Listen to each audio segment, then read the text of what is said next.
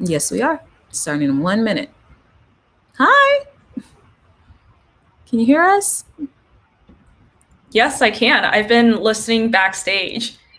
Oh, I awesome. actually was like, "Hi, can anyone hear me?" But then I realized, oh, you guys are Oh, obviously on air, so I couldn't.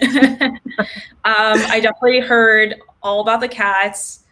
In case anyone in the world was wondering, I actually have two cats myself. Oh, they're wondering. Um, They're wondering.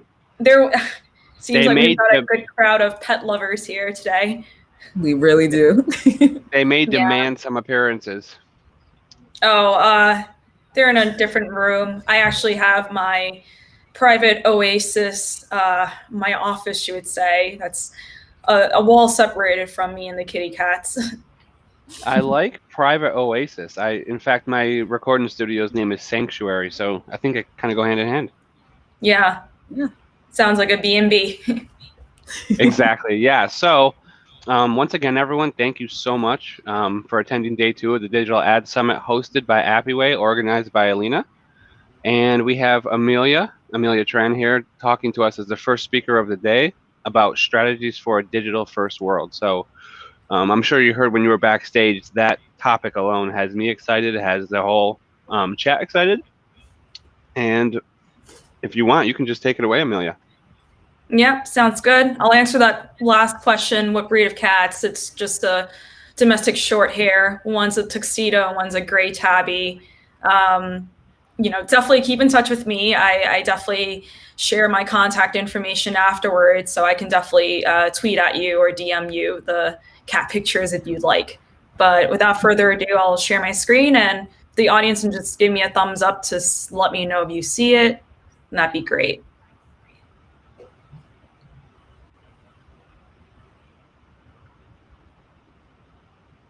Cool. I see it. Do you guys see it? I see it. See it. Okay, perfect. Hi, so kicking things off with strategies for a digital first world, I have just so many different tactics that I'd love to share with you. These were all things that I've employed, not just in my current role, but in my past roles in general. So I'm excited to share with you, regardless of whatever industry or marketing field you're in, really. So without further ado, so a little bit about me. I'm currently the head of digital at iSpot.tv. We're a TV ad measurement company. I was a former agency director at Group M and Omnicom, where I led accounts such as Google, Bayer, Shell. I also teach at Brewer College, so I'm very, very passionate about sharing knowledge in any way possible.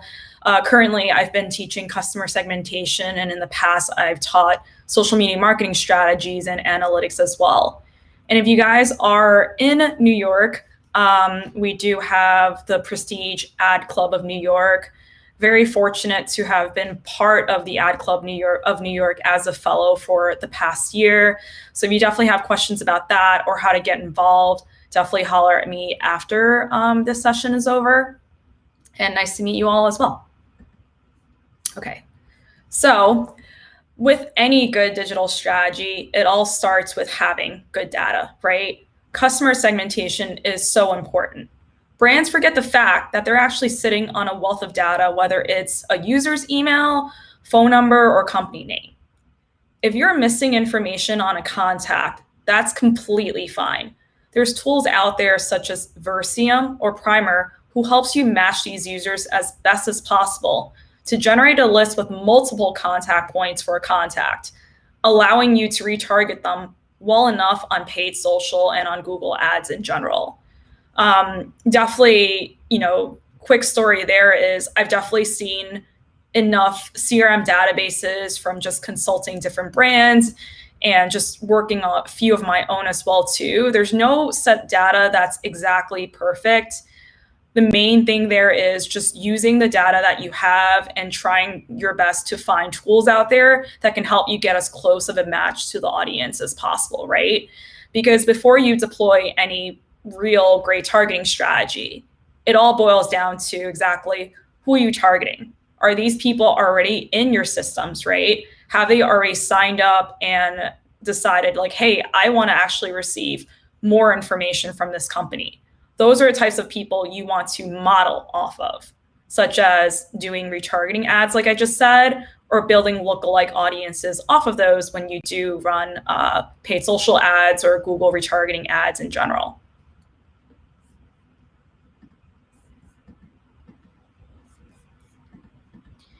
And when it comes to maintaining and nurturing your CRM database, it's the same story when it comes to email marketing and sequencing. Don't we all want to hit the right contacts with the right messages? It's hard to get it right in every instance, but we should always aim to do better over time. Maintaining a strong CRM database is everyone's job. Believe me, it's not just a marketing operations team. When I say everyone's job, I mean from the client managers to sales and to marketing. These teams all need to be talking to one another if they're not able to make updates within the tools themselves. Let's not forget that tools are only as powerful as the people behind it. And when I'm talking about databases, for example, I mean, you could be using MailChimp, you could be using Salesforce, tools like that to really manage who your clientele and CRM database is. And that's what houses all of that great information that I talked about in the first slide. The person's email, the person's company, and just in general, if that person had left jobs and decided to switch roles, you're following that person from their journey from one job to another, right? Question there is, what are the prospects for digital advertising? Prospecting is just basically trying to acquire leads, you would say. I'll get into that a little bit more, but just to answer this briefly, because I think that's a great question, is you have your CRM database, and those are the people that have actually opted in, right? But in your CRM database, you might have two sets of people, let's just say, plain and simple. You'll have people that are actually your clients, as in people that have actually purchased your B2B service or have been your customers by purchasing a makeup product that you own, right? The other portion of it is prospects, meaning people that have signed up for your emails and services but have not actually bought anything before. So there's a lot of different things, which kind of ties into what this chart looks like about email marketing personalization. The way you're going to want to talk to someone that's already purchased your product, such as your clients or customers, whatever you want to call them, depending on what industry you're in, the way you're going to talk to those people is going to be very, very different than the way you're going to want to engage someone that hasn't purchased yet, right? So as a clear example, the things that I do in my day-to-day job, I make sure that there's definitely very unique messaging depending on where they fall within our CRM database to pinpoint that person. And just want to show you just some quick numbers in terms of how other marketers are actually personalizing email campaigns. 76% are utilizing tailored messages or promotions by audience segment. 51% is utilizing personalization by product or content recommendations based off of audience segment. And you can definitely see the rest of the slides in general, but basically, in short, it's very, very important to start with a very strong CRM database, or at least figure out ways to build it out first before you dial back and think about, okay, so now that I know enough about my customers, right, who are the repeat buyers? You'll have that information. What type of countries or cities or zip codes or gender or age ranges do they actually fall in? Those are all information that you can re-engage the person to gain over time through customer surveys and things like that, just to find out more and more about the people that are actually converting for you, right? Other ways you can do that is by having paid social ads. I'm sure some of you guys may have seen on LinkedIn or even on Facebook. That's where a lot of B2B companies might send you a white paper to download. Definitely what gets added to someone's CRM database when you decide to opt in and give in your information just because you want to download a case study, right? I could easily do this right now. I could send you guys a link and say like, hey, if you want this deck afterwards, basically follow this link, right? And then you could easily see a form where you'll be needed to populate your first name, last name, and your email address. Well, guess what? In exchange for my content, I now have you in my CRM database. So the next time I do any teaching engagements, or I want to let you guys know about a different event that I'm going to speak at, I can email all of you guys, right? So hopefully that answered that question. And when it comes to maintaining and also nurturing your CRM, these are just some quick stats, but very, very powerful as well. Marketers who use segmented campaigns note as much as 760% increase in revenue. 78% of marketers have seen an increase in email engagement in just the past 12 months. And 31% of B2B marketers say email newsletters are the best way to nurture leads. As a B2B marketer myself, I could definitely see that being very, very true. So this number is not surprising at all. And more importantly, for every dollar spent in terms of your marketing resources, email generates $32 in return on your investment. So keep these numbers in mind. And as we know today, email is as strong as ever, even more so as brands have shifted to digital channels and communications with the rise of the pandemic. More than 55% of marketers actually have reported receiving the best ROI from email campaigns. So to wrap that up, all the more reason to invest in database upkeep, right?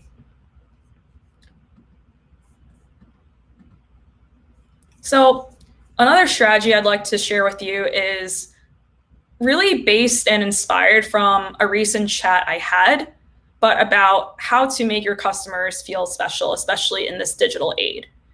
In today's time, where we are often overloaded with information anywhere and everywhere we go, how do we really build engagement and loyalty with customers?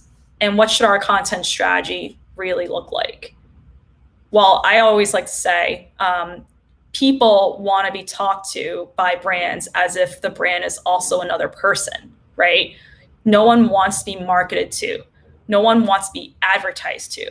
Advertising is only effective when it's the right fit at the right time.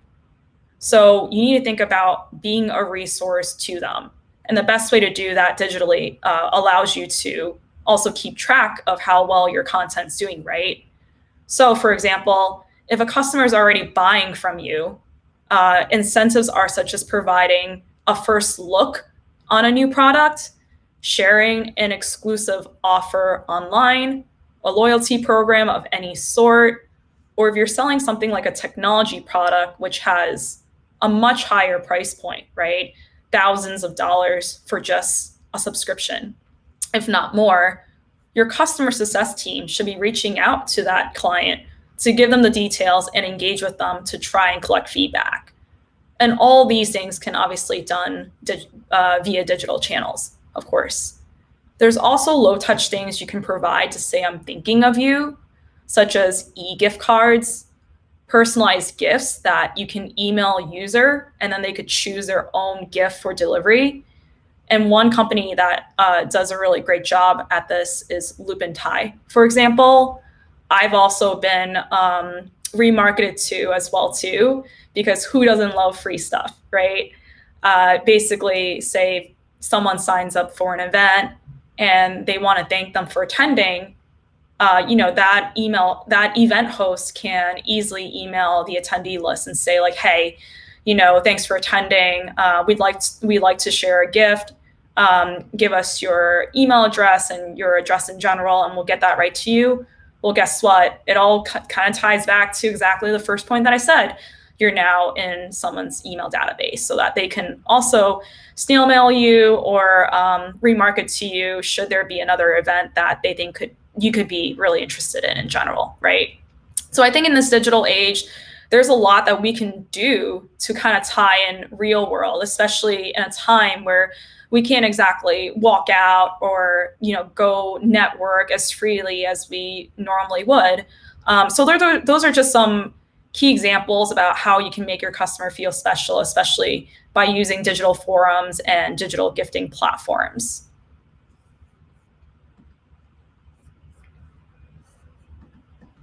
So the next thing I want to jump into is about keeping up with the times.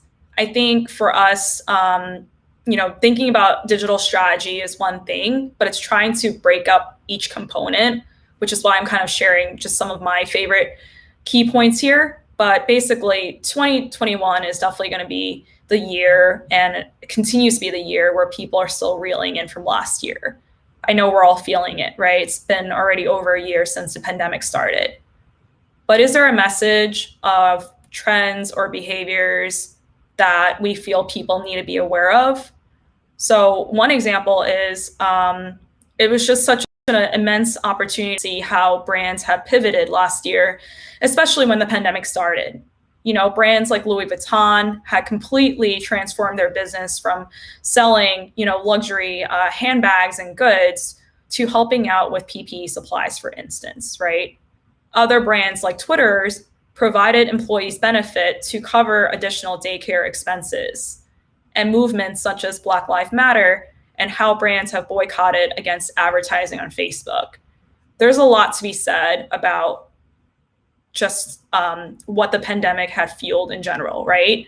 So it's all about taking action and really having a voice. And even long after the pandemic is over, my POV is, of course, the lessons from these brand champions will continue to linger. We just can't forget everything that happened last year in general. But as a brand, especially if you decide to transform your business, to help out, to do social good, to be part of a movement as powerful as Black Lives Matter, if you do speak up in any way, especially in the digital world, please bear in mind the long-term impact if you want your brand to also be publicly associated to a challenge or not. That's what I like to call brand safety. So there's definitely a lot of scenarios where I can't exactly tell you what to do or what not to do. If you're a large corporation, there might be some implications you might need to think about before you decide to post a tweet about supporting a movement and whatnot, right? If you're a startup, for instance, if you do decide to show you're in favor or against something, think about the long-term impact that that's going to have on your brand, right? How are your customers, how is your potential clientele going to react? You also don't just want to jump on, I guess you could say, the bandwagon or a train to throw up a hashtag in your content just because you see everyone's doing it, right? So just keep this in mind, because last year, when I was working on a large oil and energy business, we had really closely monitored what every other brand was doing during that time. Were we going to actually pause our Facebook advertising, right, as a way to boycott some of the legal implications that Facebook was really going through? And in short, we decided to only pause it for certain periods, but decide to, in fact, upstart our ads again, right? But it wasn't actually like public knowledge that we did these types of things. So, as a brand, you need to decide what you really want to publicize and what you don't, because everything lives on the internet. So even if there is an article about what you guys did, there's just so many ways to source that data and be able to find exactly what your digital footprint looks like or was even a year from now. So information's everywhere, especially in the digital age. So another thing when it comes to keeping up with the times is we need to think about the fact that content consumption has also changed. What used to be more on the go marketing is now replaced with a more lean back approach. So your content can focus more on longer form, but still maintain a great impact. Social good and how products are being marketed have definitely popped up. I've seen so much more of that, especially in my Instagram feed. So you as an advertiser are facing competition from new players and new businesses that have emerged as a result of the pandemic, right? This is why tying back to CRM management is extremely important. Think big, but start local. Start with what you know and who you know. Have the phone numbers in your database, run a text message campaign, for instance, right? So one example that I really liked that I showed my class was REI, the outdoor brand, I've signed up for, of course, their newsletters and things like that, just based off of my own personal passions. Basically, if they know geographically that you're in a certain area because of your phone's GPS location, they could always ping you and give you a text and say like, hey, we see that you're in Colorado, or we see that you're within X amount of miles from our store, right? Enjoy a 20% off on us. That's also a really interesting way to tie in, again, my point from earlier, tying in a digital component and try to lead someone back to the real world in store.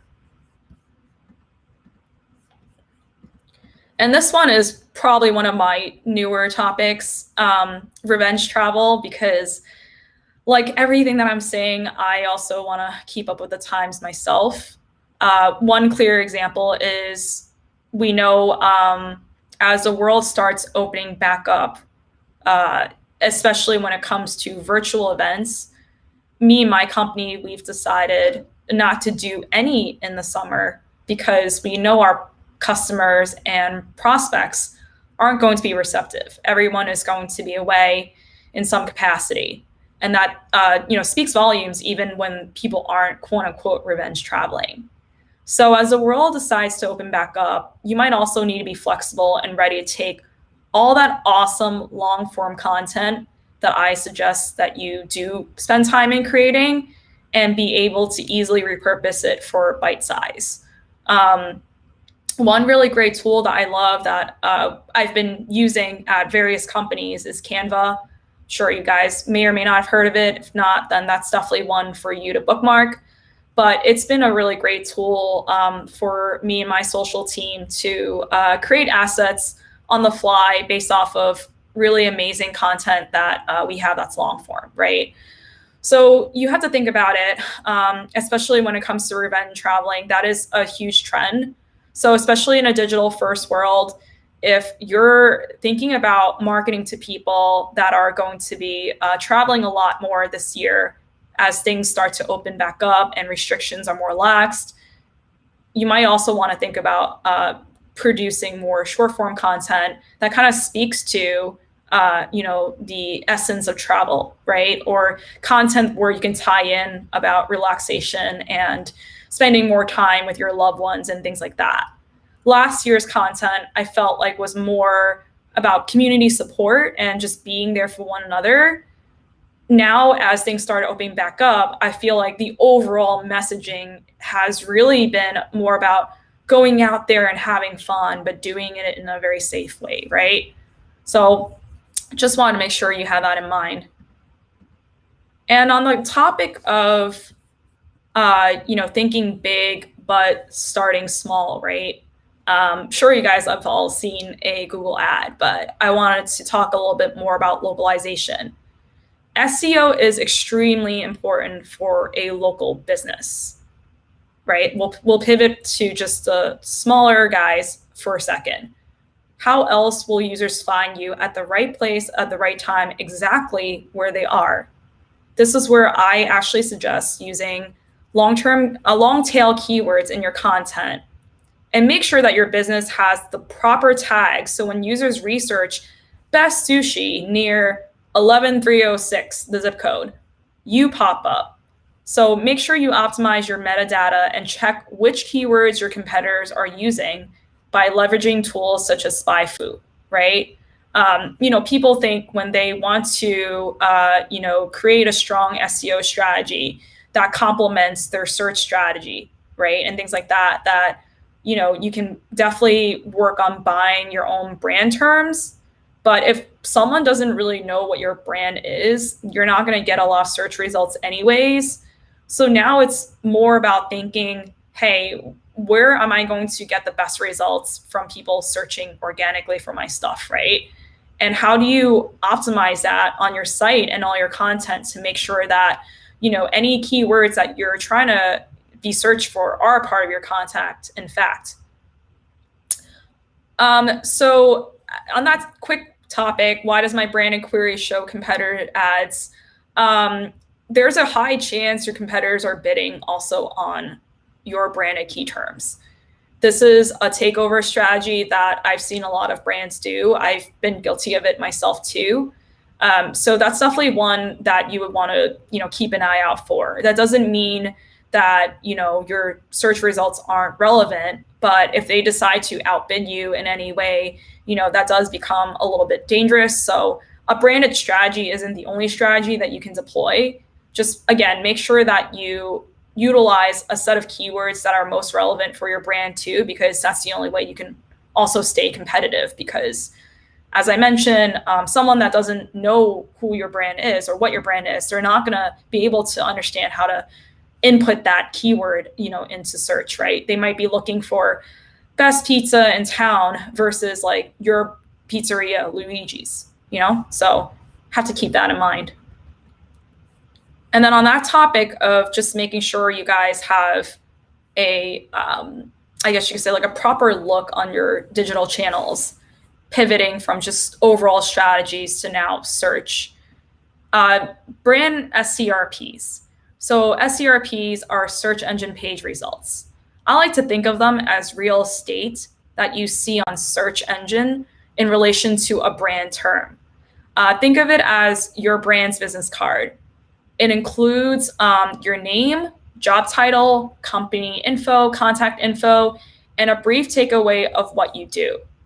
It needs to give people a great impression of your brand.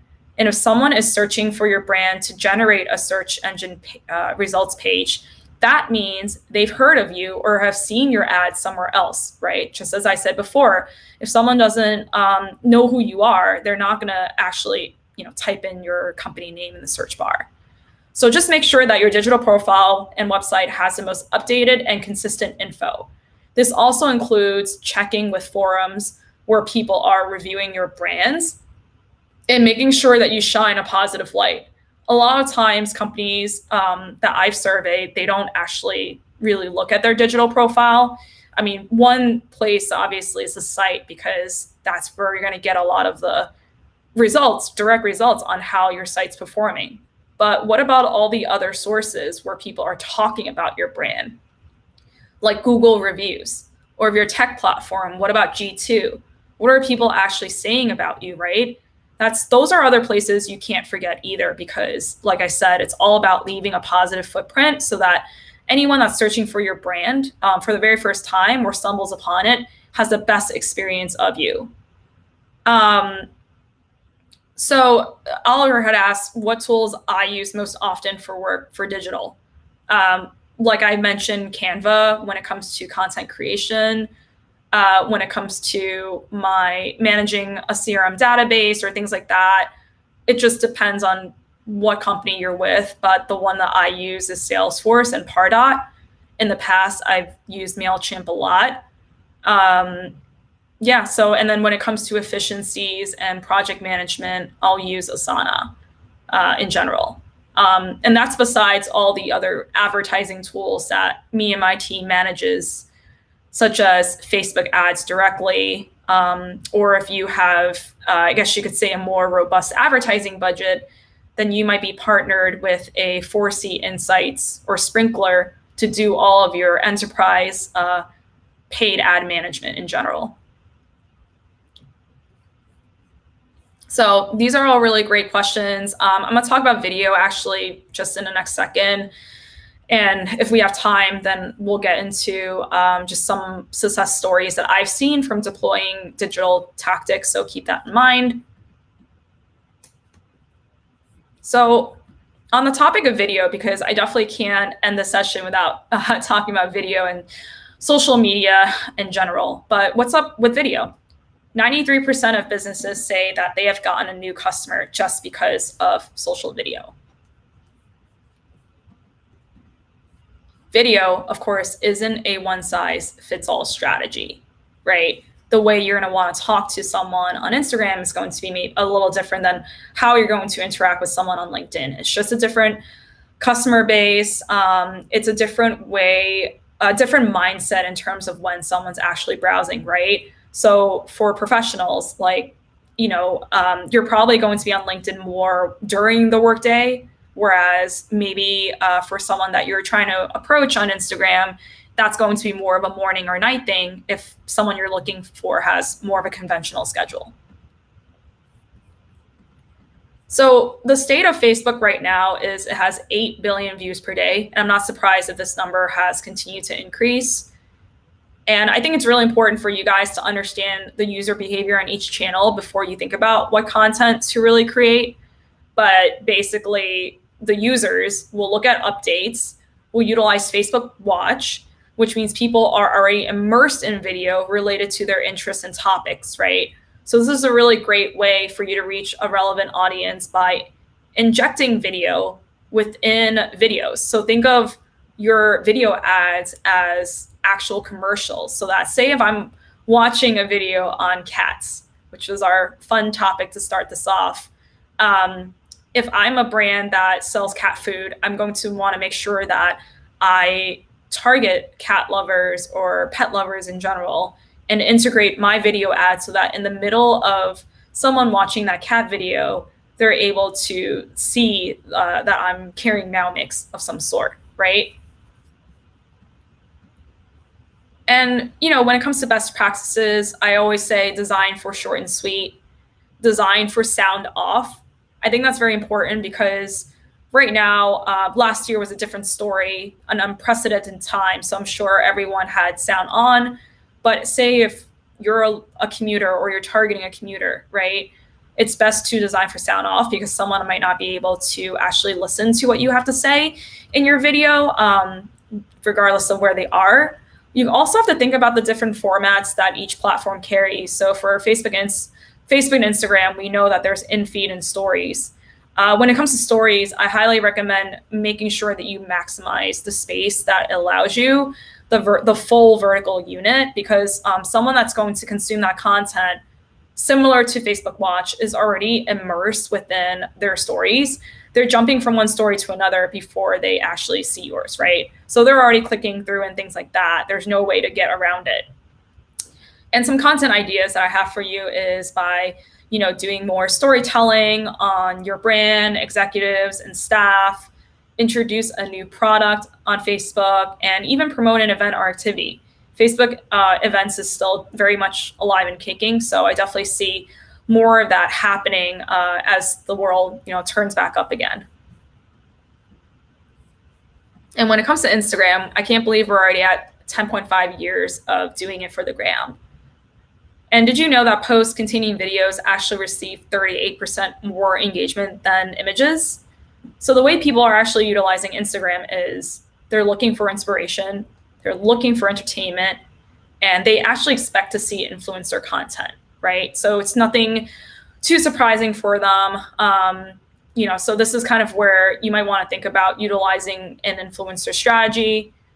Given timing, I could definitely go on and on about, you know, influencers and things like that, but don't, in short, just don't be suckered by someone that actually has a zillion followers and things like that. There's definitely other tools out there that can show you how high someone's engagement with their audience really is, or you can even just do a quick scan to see, hey, before I work with an influencer that has like 100,000 followers, how much engagement are they really getting on their posts? How it's not just about the likes, but are they actually getting comments? Are they responding back to people? Because those are the types of influencers that you want to work with, someone that's actually really immersed with their own community, not just someone that endorses a product, doesn't really believe in it, and just does it just to get paid a few dollars, right? And the best practices for Instagram are pretty similar to Facebook, but the video content should be extremely timely and relevant. Use colors and interesting graphics to hook. At the end of the day, it's a visual first platform. And when it comes to content ideas, think about utilizing hashtags to the best of your ability. How do you want your content to be discovered? How do you really want it to stand out from the feed, right? Some of the things that I really like is you don't need to necessarily create a long form video. Like I said, Canva is really great for this, but you could create GIFs or GIFs, depending on which side of the world you're in. You could also create short how-tos, and you could also share customer testimonials as well too.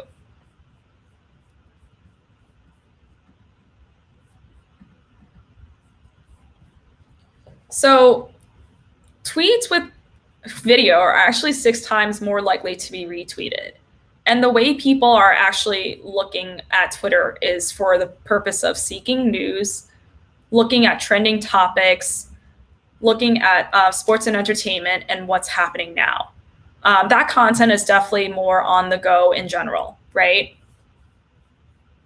But as you can see, your video ads can be very, very effective as well, because similar to Facebook, you could embed your videos as part of someone's actual video content. So if someone's actually immersed in Cosmopolitan's video, you could run a in-stream pre-roll ad, Pizza Hut, so that someone can actually see your content before they actually start that Cosmopolitan video. So there's a lot that you can do there. And when it comes to Twitter, some best practices are, because it has such a short shelf life, you can recycle video content, encourage users to take action, include a hashtag, but make sure to keep it short and to the point, because Twitter is all about being snackable. And when it comes to content ideas, utilize a GIF, my favorite again, use Canva, share testimonials, and go live. Like Twitter does have a live component, so definitely a good way for you to show behind the scenes content. And on LinkedIn. So I'm currently a B2B marketer, so LinkedIn is probably my top channel, in case you were wondering also what other tools I use most often for work. But video is most likely to generate a conversation on LinkedIn. And this growth led to the development of stories, as you saw on the platform, and also the ability to advertise on stories in beta as of last year. And when it comes to the user behavior, people utilize it to keep in touch professionally, to job search and to recruit, and more importantly, to absorb thought leadership. So none of this content is actually too surprising. What I recommend is uploading a video natively, meaning as an actual upload file, versus linking out a video. Showcase a challenge or an opportunity that you guys have, and think about educating. LinkedIn is synonymous to professional development, right? So you want to think about, hey, what are ways that I can show people that we have a lot of great thought leadership, we have a great product knowledge about exactly what we're doing and how we're doing it, the best practices within, and just think about sprinkling more of that content, especially within your own LinkedIn pages, right?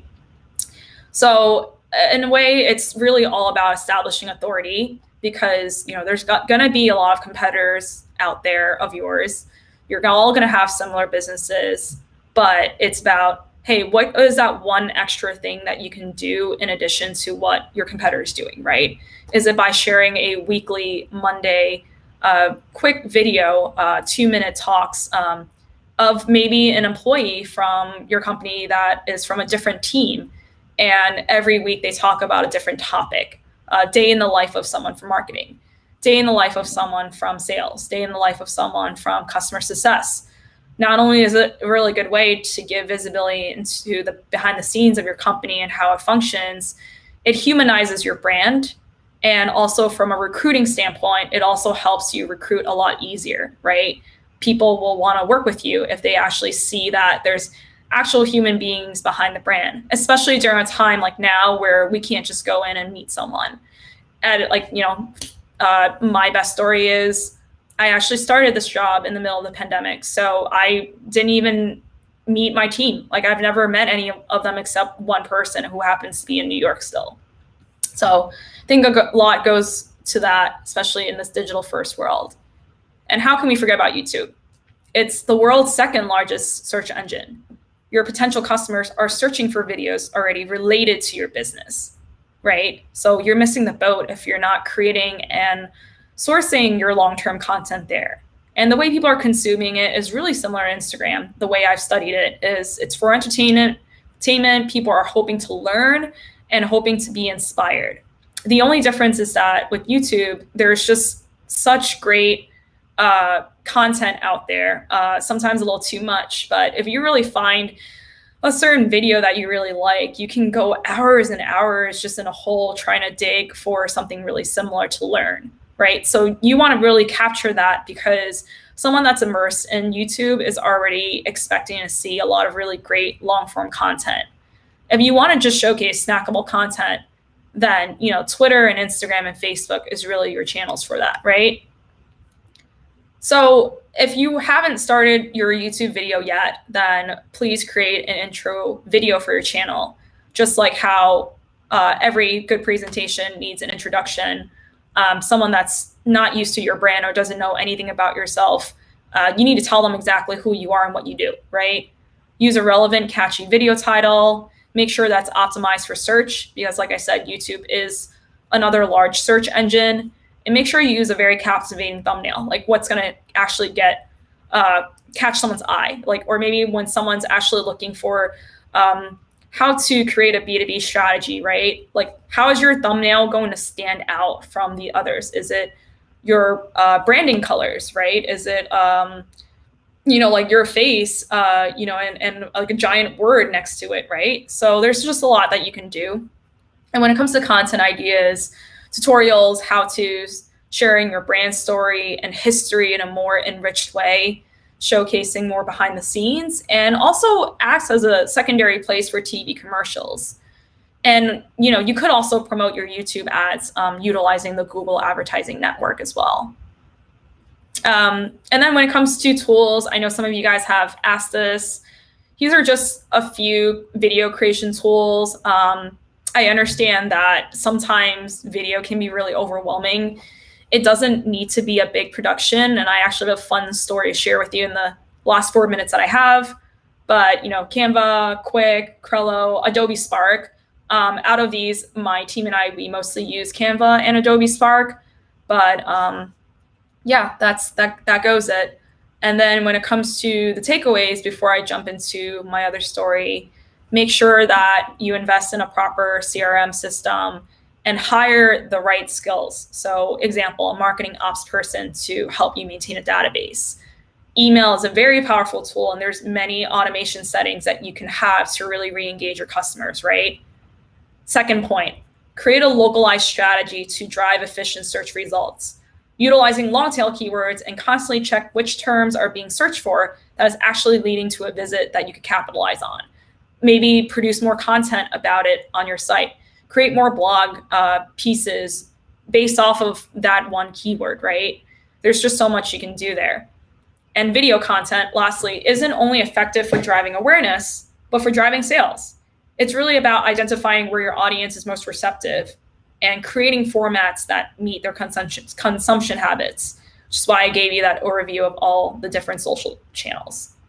Well, anyways, now in the last 2 minutes, just to tie in that story about video. So when I was working on the Shell business last year, you know, we basically still needed a way to engage our consumers. And normally what takes months, or if not more sometimes, to create a TV commercial actually took us less than a week this time. A creative director from another agency that I worked with for Shell had actually created a Shell TV spot right in their living room, right? What they did was they zoomed in on a toy car, and then they zoomed out, and then you clearly saw that it was a family in their living room, and it wasn't really like an actual car on the road, right? And the message was more about, you know, Shell is always going to be there for you, regardless of where you are and how you need to travel safely and soundly. So I thought that was a really great story, especially for, you know, a large brand such as Shell. Like there's just so many ways that you could think about pivoting, especially when it comes to keeping up with the times. Another great story that I have is a couple of years ago, I worked with a sports league, and we were targeting people that just moved to New York, you know, maybe doesn't know as many people, is a young professional, looking for friendship, looking for love. But we had a really great social sports program where, you know, as an adult, you could just sign up and play volleyball and meet strangers. So digital advertising was definitely really, really effective because we end up, you know, engaging with a lot of these young professionals on Instagram and even on Twitter. But we thought as a brand, like, hey, what can we do to really take that a step further? So similar to that example that I said on e-gifting, right?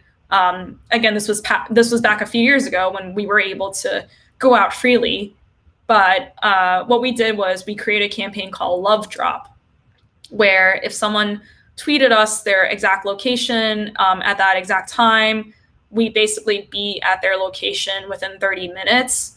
We had a couple of cars driving around the city, focusing on different areas of Manhattan. So that way we could actually, get to that person's location within a set amount of time. And it was really great because people didn't expect that we would show up at the brunch restaurant that they were at or outside their doorstep. And what we gave them was just some, swag, like a t-shirt of our sports league and a free pass to join a sport just for a weekend and just try it out, see how they liked it. It was a really great way to prospect and, again, tie in, our digital engagement with the real world in general. So I know we're at time. I try to answer just some questions as best as possible in the chat, but I'd say those were just some of my best stories that kind of tie in what I like to call a digital first world, but still humanizing it as best as possible by giving it a little brand extension.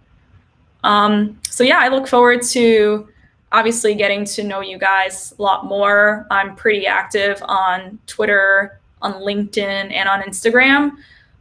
It's all the same handle. But yeah, if you have any other follow-up questions about anything in general, just feel free to tweet at me or connect with me on LinkedIn.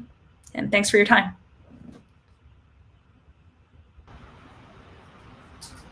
Oh my goodness. Thank you so much, Amelia. That was amazing. I wrote so many notes down in my handy dandy notebook. Oh, well, you don't DM me for the coffee. I just always have that just in case.